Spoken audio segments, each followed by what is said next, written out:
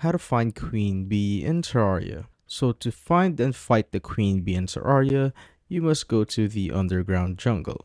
So as you can see, I'm currently in the jungle, and what you need to do is basically find hive blocks just like this. So these hives usually contain a pool of honey. So as you can see right here, there's a pool of honey right there. And inside the hive, you will find this structure right here, which is the larva. And you will find a large bee inside this crystallized shell right here, and destroying this larva will instantly summon the queen bee. So it can also be broken by any stray projectile, grapple hook, or a basic simple sword swing. But once you summon the queen bee, of course, you just basically need to kill it. Then you will acquire all the drops right there. But if you accidentally destroyed the larva, or you want to fight the queen bee in a better arena, like on the surface right here, you can craft the item called a beemination. So to craft this, you will need 5 honey blocks, 1 bottled honey, 5 hive blocks, and 1 stinger. So you won't need a workbench to acquire this, so you just simply need to craft it by hand.